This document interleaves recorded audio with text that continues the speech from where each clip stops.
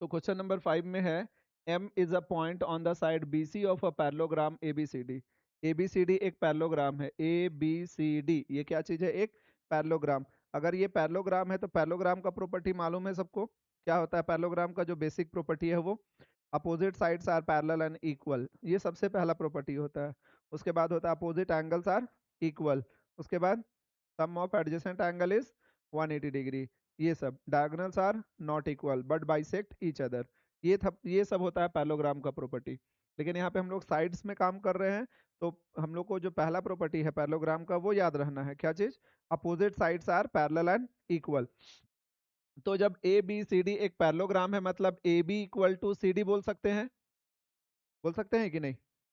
और A B C D के parallel है, उसी तरीके से B C A B A D के पैरेलल होगा और बी सी ए डी के इक्वल होगा, ये बोल सकते हैं। तो वो सब हम लोग किस में बोल सकते हैं? जब ए बी सी डी एक पैरेललोग्राम अगर हम लोग बोल देंगे मतलब उतना चीज आ जाएगा उसमें। ठीक है, तो हम लोग सबसे पहले शुरुआत जो करेंगे वो यहाँ से गिवन से करेंगे। गिवन गिवन में क्या दिया हुआ उस चीज को देख लेते हैं पहले। सबसे पहला given,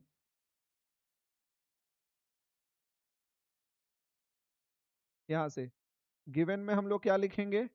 A B C D is a parallelogram. ये एक पैरेललोग्राम है, इसे इक्वेशन नंबर 1। अब आगे DM when produced meets AB produce at N। ये DM को आगे प्रोड्यूस करेंगे और AB को आगे प्रोड्यूस करेंगे तो N पे मीट करेगा। ठीक, प्रूव दैट, हमको प्रूफ करना है DM by MN equal to DC by BN। ठीक है, मतलब यहाँ पे रेशियो दिखाना है। अब याद करो जो हम लोग थेल्स थ्योरम पढ़े थे, थेल्स थ्योरम में क्या देखे थे कि अगर कोई एक ट्रायंगल का दो साइड को जो लाइन ज्वाइन करता है वो थर्ड साइड के पैरेलल होता है अगर, तो उसका रेशियो इक्वल होता है, ये पढ़े थे ना। और कन्वर्स ऑफ थेल्स थ्योरम में क्या पढ़े थे? अगर रेशियो इक्वल है तो वो लाइन पैरेलल होगा। ये था हम लोगों का कन्वर्स ऑफ थेल्स थ्योरम। यहाँ पे हमको रेशियो दिखाना है, तो जब रेशियो हमको प्रूफ करना है तो थेल्स थ्योरम यूज करेंगे या converse of Thales theorem? Thales theorem use करेंगे। ये सबको क्लियर है कि थेल्स थ्योरम क्यों यूज करेंगे? क्योंकि हमको रेशियो दिखाना है, ये क्लियर है ना। अब रेशियो दिखाने के लिए क्या करेंगे, पहले देखो यहाँ पर जो लिखा हुआ है उसे फिगर में DM MN, देखो ध्यान से DM और MN किस ट्रायंगल के अंदर में आ रहा है? NDA, इस पूरे ट्रायंगल के अंदर में आ रहा है, आ रहा है ना। दूसरा DC और BN और ये DC, ये तो अलग हो गया, हुआ कि नहीं? लेकिन हम लोग DC को AB बोल सकते हैं कुछ देर के लिए, अगर हम इस DC को हटा के मान लो AB मान ले कुछ देर के लिए। ठीक है, तो अब देखो तो ये जो आ रहा है रेशियो वो इस ट्रायंगल के अंदर में आ रहा है, आ रहा है ना।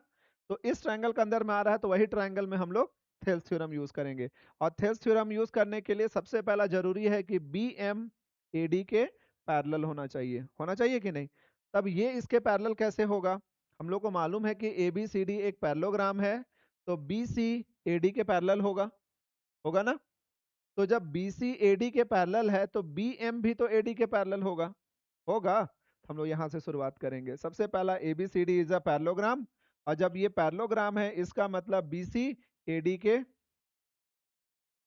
पैरेलल होगा, होगा। ये BC रे, BC और AD पैरेलल होगा कि नहीं होगा?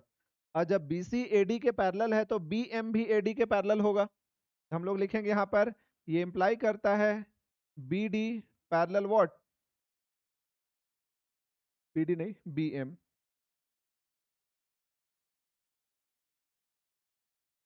BM पैरेलल AD, ये क्लियर है।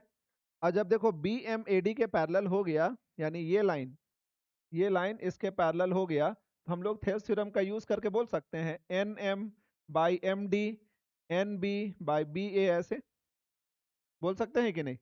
यही ना हम लोग पढ़े हैं थेल्स थ्योरम में। तो हम लोग इसके बाद लिखेंगे, ये इंप्लाई करता है, N से शुरुआत करेंगे, NM divided by MD is equal to NB divided by BA। यहाँ तक क्लियर है? अब क्या प्रूफ करना है उसके भी, उसे भी देखो। यहाँ पे देखो DM ऊपर है, यहाँ DM नीचे है ना। तो अगर हम इसको रेसिप्रोकल करेंगे तो काम बनेगा कि नहीं बनेगा? बन जाएगा। तो हम लोग इसको रेसिप्रोकल कर देते हैं, तो यहाँ पे लिखेंगे टेकिंग रेसिप्रोकल, यहाँ पे लिखना जरूरी है, ये सब चीज जो जो काम करेंगे वो लिखना मस्ट है। तो यहाँ पे हम लोग रेसिप्रोकल ले रहे हैं तो रेसिप्रोकल लिखेंगे।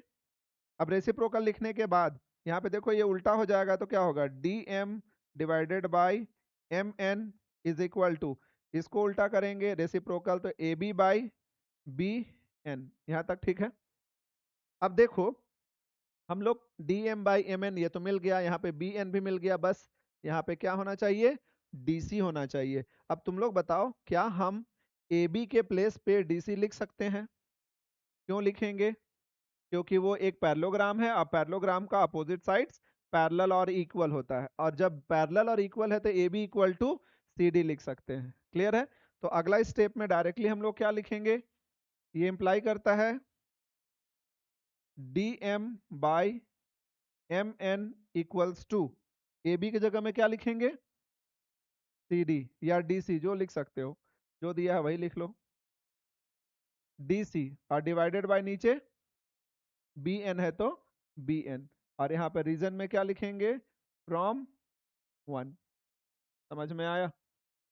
क्लियर है सबको कि पहला क्वेश्चन हम लोग कैसे प्रूफ किए? इजी है कि नहीं है? समझ में आया तेरे को रे? ठीक। अब दूसरा पार्ट देखो, D N by D M equal to A N by D C. दूसरा पार्ट को ध्यान से देखना कैसे ये होता है।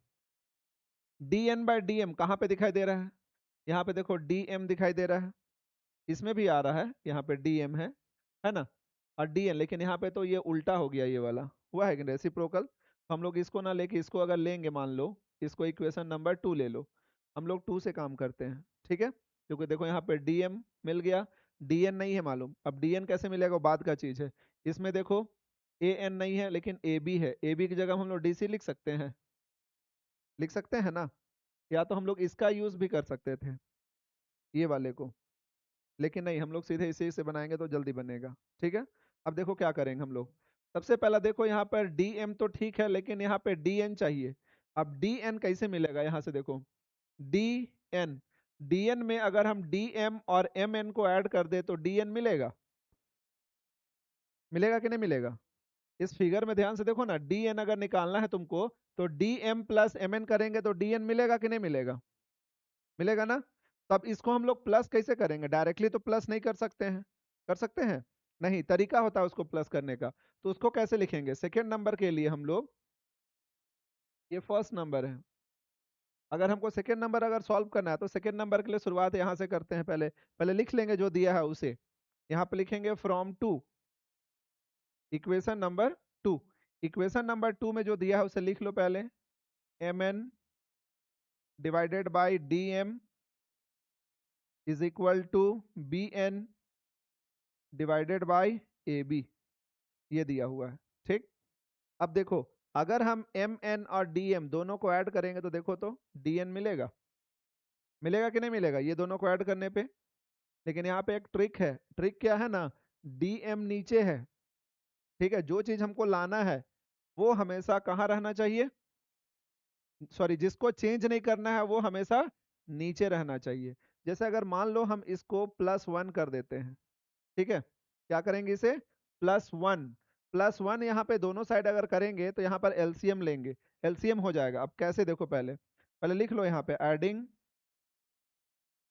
1 बोथ साइड्स। पहले ध्यान से देखते जाना, कुछ गलती होगा तो ये तुम लोग को पता करना है कि क्या गलती होने वाला। देखो M N divided by D M +1 equal to B N divided by A B +1, ऐसे कर सकते हैं। अब इसको सॉल्व करेंगे, देखो यहाँ पर कुछ नहीं है तो एलसीएम 1, सॉरी बाई 1 है, यहाँ पर भी बाई 1 है कि नहीं है? यस।